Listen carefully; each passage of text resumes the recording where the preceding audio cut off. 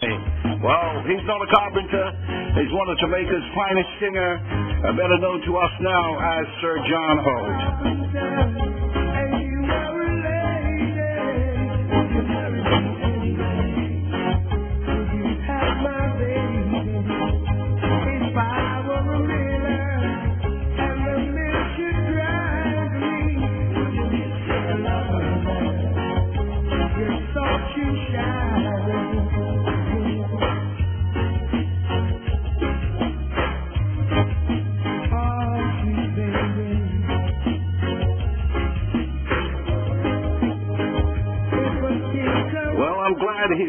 He's not a carpenter, he is a singer. Sir John Holt, can you hear me? Yes, Tony, I'm hearing you loud and clear. Welcome back to London. Welcome back. Thank you. The carpenter's right here. Let me ask anything to be done in your house? Well, indeed. I will fix it for you. You will? Okay. Carpenter. I'll bring the lady along as well. You want to hold the nails for me, you know? Oh, you are so funny, John, honestly. But seriously, let me ask you a serious question, yeah? If you weren't a singer, what would you have liked to have been? So many different things. I like the mechanical world, and I like the electricity world. Electricity, rather, and also I like the health world, you know. So you're a bit of a handyman, are you? Yes. Okay. Now, I remember watching you down at the Hammersmith Odeon at the time when you were performing with the Royal Philharmonic Orchestra. And I remember standing next to your sister just looking at you performing, and I turned around to her and I said to her that singing is just like eating ice cream for you, isn't it? and her reply to me... I enjoy it. Yeah. People say that I sing preferred less, you know. Yeah. She said to me that ever since you was a little boy, that you used to play games on them and just used to run up and down and just sing at them and run away and things like that. I mean, have you always loved singing from a young age? I always loved singing. I was born with the talent, I guess. So from I was a little youth, I always tried to sing songs that I would be hearing on the radio and try to imitate the singer, you know what I mean? And try to sing the song, try to learn the song, try to learn the chorus of the song mainly. You know, I always liked singing from I was a little boy. So your first release, your very, very first record, tell us about it and tell us how you got involved with the Paragons as well. Oh, well, my first release came after I won the Regions Opportunity Hour Finals. And then Leslie Kong, Bevan's record, he saw my photograph in the Jamaica Star, and he came to my house, and I wasn't there. I was in school at that time, and he spoke with my mother, and my mother made the arrangement with him, you know, for me to go and do this first song, but I couldn't go during the week, so we did it one Saturday, and it was titled Forever I Will Stay, and the other side is I cried all my tears. So that's how I started out, and then I got involved in the Paragons by one of my friends who introduced me to a set of guys who used to rehearse by Parish Church. My friend Lloyd, he was the one who took me there, and then I started singing, you know, like, you know, they were singing their thing, and I just joined in a little line, and then they seemed to like my voice, and they asked me to join with them, so I said, well, all right, no problem. I joined the Paragons, you know, so from there, and then we started out, and then we ended up making about 15 or 16 #1 songs in a row. So it was a great time I used to have with them. And then afterwards, they broke up because both of them won scholarships to go to the United States of America as technicians and stuff like that for the telephone company. So I was like left back on my own. Then I went down by Duke Reed, you know, Treasure Isle. So that's where I started out with a song Tonight, and that went &1 immediately, and then other songs just came up, you know, being nicely going up.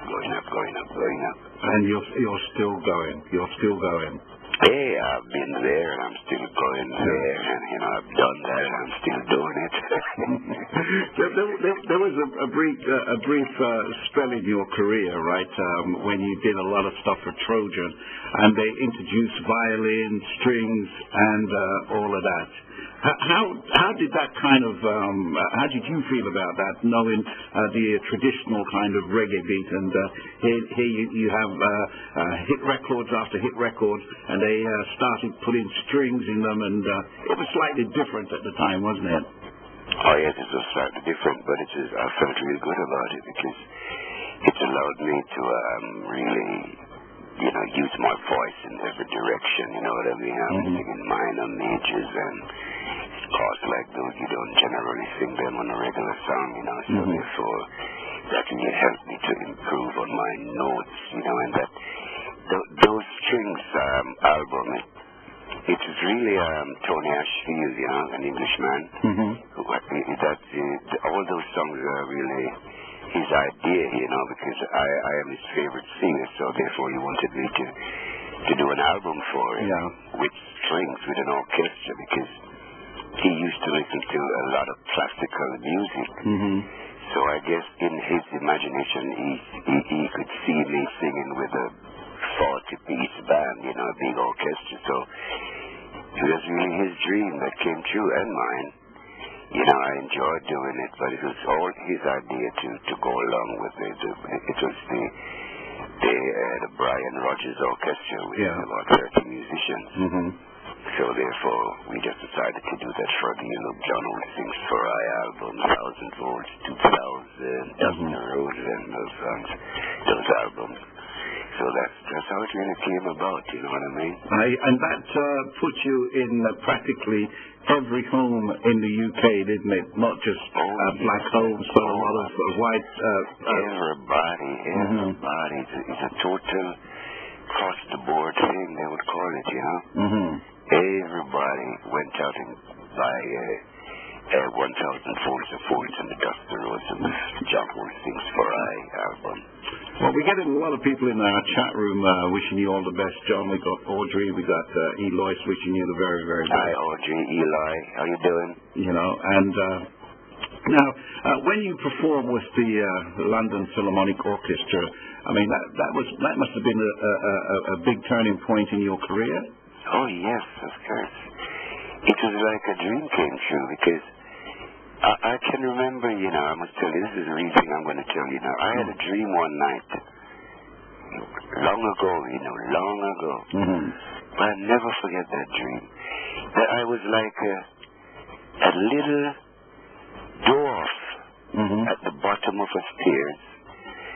But way up above me, there was this big band playing. But it wasn't really playing for me. It was like the Count Basie band or some kind of big jazz band playing way up on the top of the stairs. And I was just standing there listening to them. And that's the end of the dream. Just like that. And so I guess it's a dream came true. And the big band was the Royal Philharmonic Orchestra. And the big band, the Royal Philharmonic Orchestra. Oh my God, I enjoyed working with them because I could hear like the music was actually pushing me, like it's pushing me, like it's forcing me to sing out John, like the music was sending a message in my mind, like sing it out John, just enjoy yourself, because they are just a set of musicians, just like any other musicians. They are well-learned musicians, but they are musicians just like myself, and you're the singer and they're the band, so therefore do your part. And they do their part because the whole world is a stage and everybody's playing their part, so I always just play my part regardless. I could correct me if I'm wrong here, right? But this is what I saw. I was on site stage here. This is what I saw. I saw you when you came out, all dressed up in your suit and everything, looking absolutely marvelous. But I felt within my heart it took you about 10 minutes. When I say to get into it, you're into what you're doing because it's your job, right? But after the first 10 minutes, it was like we couldn't stop you. Okay. Do you know what I mean? I know what you mean. We couldn't stop you. It was like, it's like for anyone, initial going out there on stage, there is, I don't know, but I still kind of get stage fright when I go out and do something until you kind of get warmed up. Okay. And when you did your warm-up period, oh my God, we could not stop you. We could not. It was like you could sing forever. Yeah, you see, sometimes what happens, is that, pardon me, each time that I'm going to be going on the stage, I become very nervous, like I am wondering what's going to happen. Now these people go, oh my God, why am I going out there? All those things come to my mind, Why am I going to bother to go out there? What is going to happen out there, and that same show that you're talking about, when I entered the stage, right, I see John Holt, and I came up that first step on that stairs that they had set for me. The chairs took my voice away. Oh my gosh!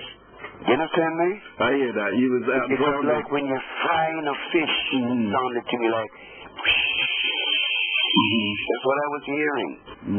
So when I came out, I was like a lump in my throat and everything, First I'm saying this, but that's what happened. So I had to really, hey, John, come on, work out that thing. And I'm, like, hey, in the morning of my life. And you know what I mean? When I saw you standing there. Oh my God. Dance it out. I have to be moving and sort of bring myself back to me. You understand me? Because I was being carried away by these bad lines and use the real thing. It's just what happens sometimes, because when they say, yeah, it's alright, and it's like it took my voice away, and I don't know, but, I had to get over that bump in my throat. Okay, so I was kind of more or less right, because once you got that bump out of the way, John, I just looked at you and I turned to your sister and said, this man is just playing with his lyrics. It's his toys.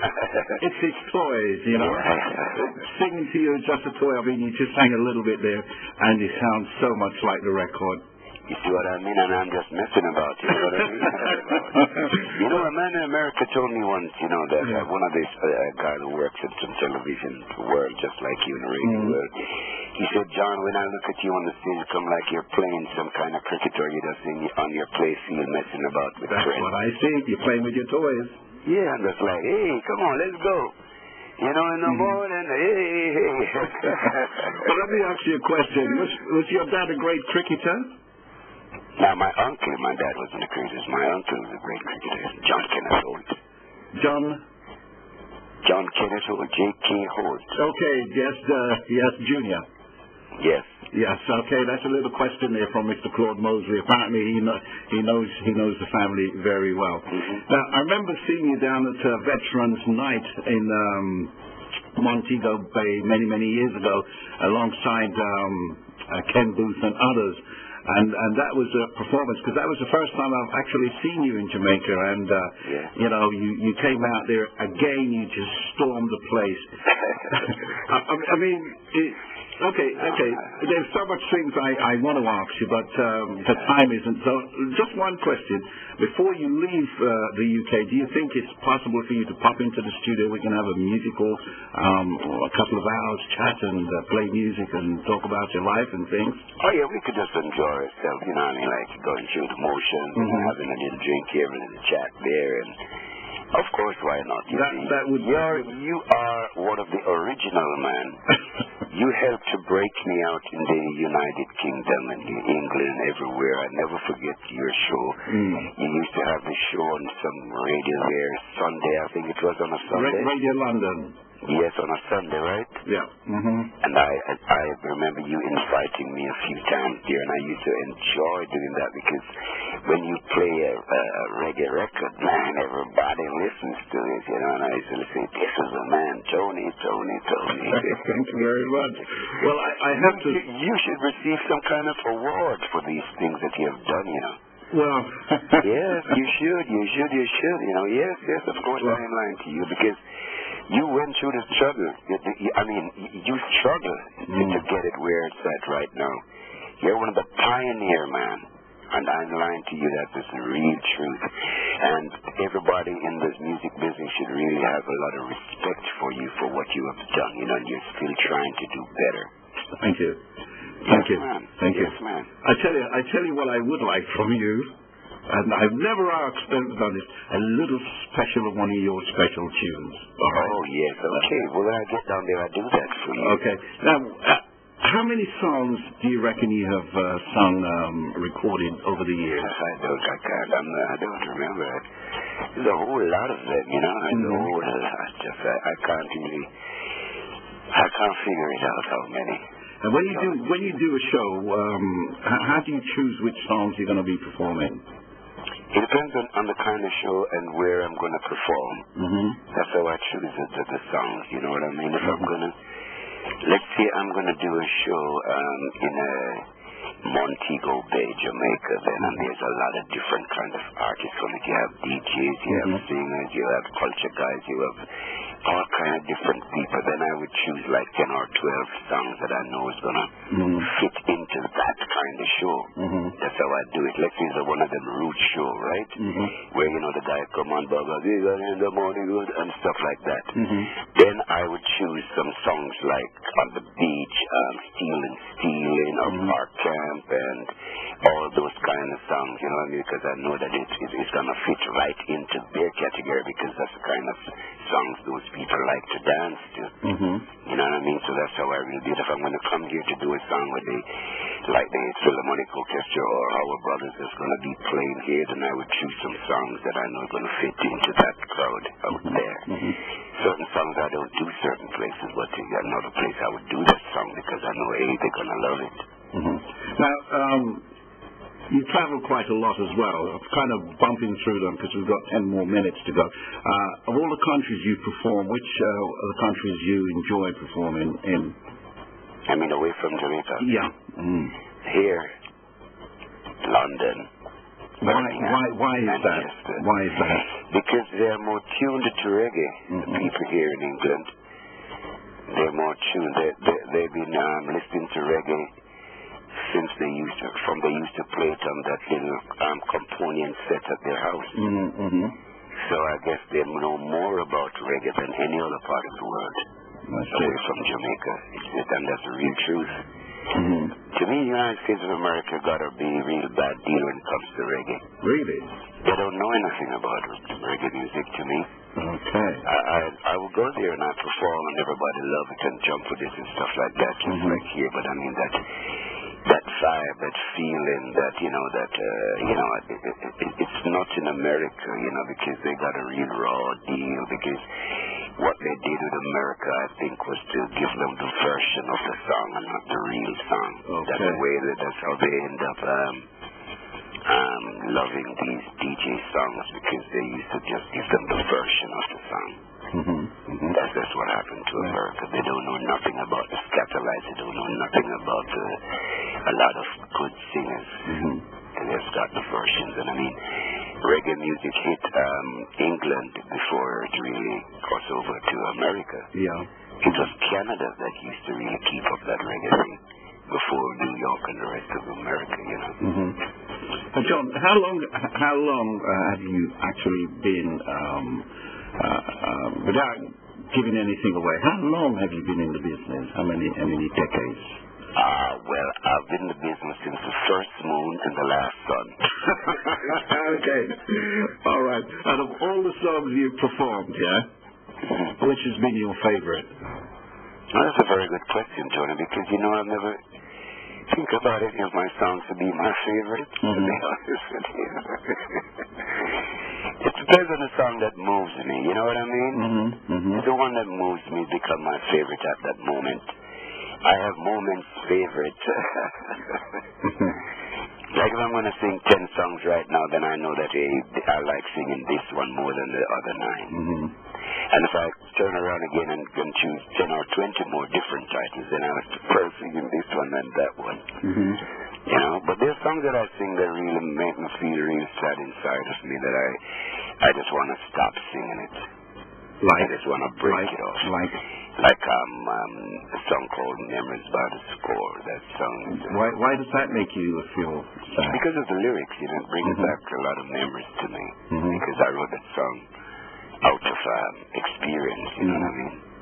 Okay. And a few other songs too, you know, but it's not really like it's my favorite song. As I said to you, I don't think I have a real number one favorite song, you know what I mean? Okay. If it comes to like an album or a CD or stuff like that, I like hearing 1,000 Volts of Holt. 1,000 Volts. That album, yes, I really, really and truly love to hear that album because the song that I'm singing really brings out the voice. Okay. Let me just take you back a little bit, John. There was a time when John Holt was the household choice, household name, and then all of a sudden, as far as we saw it, John switched to police in a helicopter. That must have been a kind of a different thing, you know what I mean? Because I mean, why I did that song, it was the time. The time called for that song. Yeah. And that was a thing that how you think I get to write that song? That same one you mentioned a while ago. I was flying from Montego Bay to Kingston, and I saw all of this happening below me. And then I asked the lady to give me a napkin or a bit of paper, you know, the landing form. And I wrote the song right there and then before we landed in Kingston. So before you land, you was actually singing it on board? Yes, and right. And you had the beats and everything in your head? Everything. And the following day I recorded it for Green Sleeve Jungelord, which involved that same stick by, Sweetie Come Brush Me, and songs like that, Ghetto Queen. But that has its own market, you know, that has its own market, you know what I mean? Because if I go to California now, I can just sing that song 3 hours straight and don't sing another one. Real thing I'm telling you. No, I believe you. I believe you. There are singers that I have seen perform in, right? And John Holt, you are one of them. Freddie McGregor, the second, and the late great Arson Ellis is the third. Now, when I look at these three artists and I see them on stage, and I say, my goodness, these guys can sing from today till tomorrow without even stopping because they love what they do. Exactly. You know, and it's like when I was at the BBC and, with different kind of setup to what we have here, and I listened to your voice, the voice had so much clarity and so much richness in it that it gave me a pleasure just to sit there, listen to it, and the job that I was doing, it was just pleasurable just doing it, knowing that I can play all these records, Yeah. Now, well, I'm going to have you as my number one fan. Okay. Thank you very much indeed. Thank you very much indeed. Yeah. And I tell you, and truthfully, and you deserve the honor, Sir John Holt. You deserve the honor. It's my pleasure. Now, if I could play a song for you, one of your songs, which one would you like me to play for you? My number one. Your number one. My number one. That's the name of it. Okay. Wow. It's a Paragon song. Okay. I never thought you'd be. You sing it for me, the please. number one for me. Now you prove yourself to be the number one for me. I'm really a lucky guy to have you by my side. Stuff like that.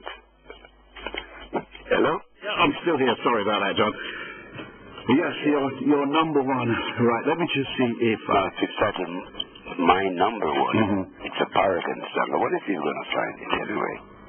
Because it's long ago, or you can play Memories by the Score. There's a Paragon version and there's a John Holt version. I'm going to see if I can find it. Or you could play that the one that went in the BBC chart that helped me make it through the night. That's a very popular. Okay, I can John Holt, my number one, yeah? not paragons. Oh, well, okay. Right. I've got John Holt, my number one here. So. It could be the same one. Oh, yeah. Hello? Yes? That's the one. This is it. Yeah. I love that song, you know. Let's listen to it. Okay. I never thought you'd be the number one for me. Now you the number one for me. I'm really a lucky guy to have you by my side. Anything that I want to do, it's alright with you. I was alone, and you came along.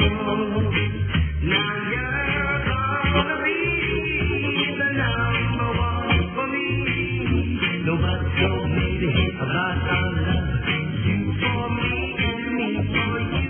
Number one you will be for me.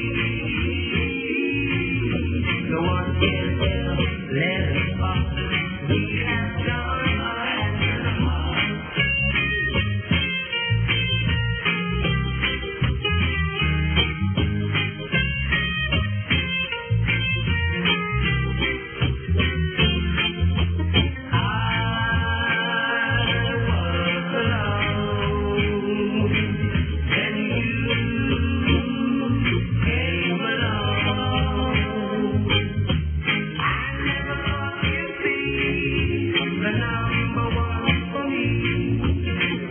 There you go, exclusively for you, Sir John Holt, my number one.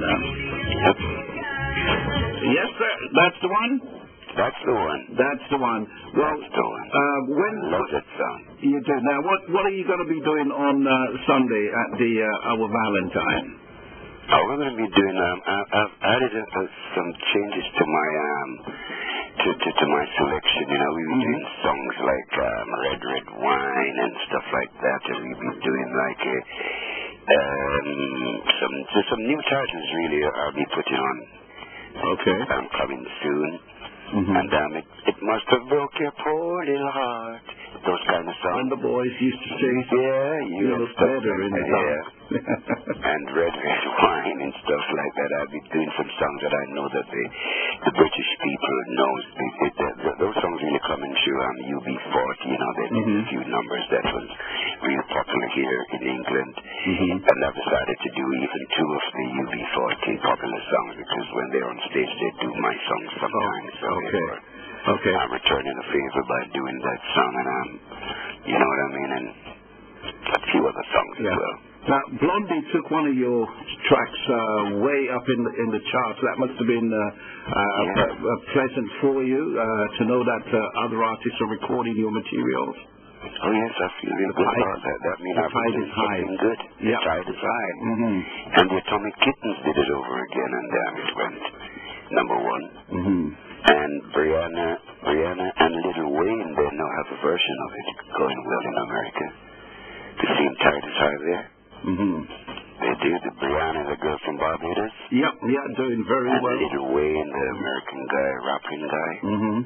That's what they just did it a few weeks ago, and it's now playing a lot in America at the top. Okay. Well, John, seriously, I would really love to have you in the studio for at least 3 hours so we can have a John Holt show. That's a long hour. Well, it's going to be like an evening in a way. It's just like an evening gone by, 3 hours. But 3 hours, 1, 2, 3. You know what I mean? Okay. Well, listen, I'm going to see you on Sunday. Okay. And I've recorded this interview, and I'm going to email you a copy of it as well. Oh, that'd be so good, Tony. Okay. And everyone in our chat room is really bigging you up and everything else. It's a shame you're not in here to see it. Oh, yes. I say, big up, everyone. Big up. I love you all more than cook food. All right. Would you mind singing something for us live, a cappella-like? Live? Which song? I asked the crew to mention one. Okay, let me see. Which song would you like John Holt to sing for you today? Oh, yeah. Forgot to say I love you. Forgot to say I love you. I'm going to salute you, Mr. Funk. What is that? I forgot to say I love you? Yep. Oh, that song. Yeah. Oh, I forgot to say I love you. Oh, Mary was the girl I met while walking home one day. She made me forget my marbles. She said she had another game to play. You remember that one, right? Good afternoon to you, Mr. Holt. Yes, man. Everything is good. That's the voice of King C there. King C, all right, King C. Wonderful, wonderful. Okay. All right, so John Holt, thank you very, very, very much indeed, and I'm really looking forward to link up with you on Sunday. And more important than that, I'm really love to have you in the studio here so we can have a wicked chat.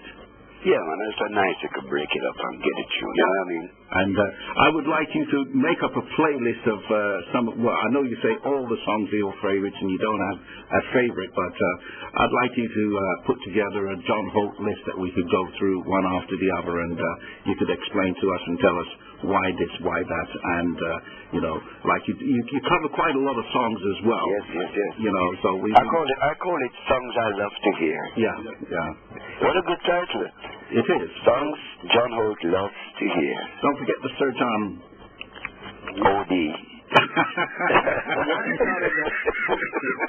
All right then, Tony. You enjoy the rest of the day now. Thank you very much. Thank you very much, Lincoln. And say bye-bye to all the folks around. I will indeed. Thank you very much. Oh, it's such a pleasure to be talking to you, Tony. You too. Never know. You bring back lots of memories. I see us sitting around in front of that little table you always sit around. All right, so John, talk to you soon. Bye-bye. Have a pleasant day. Bye-bye. Enjoy the rest of the day. Bye-bye.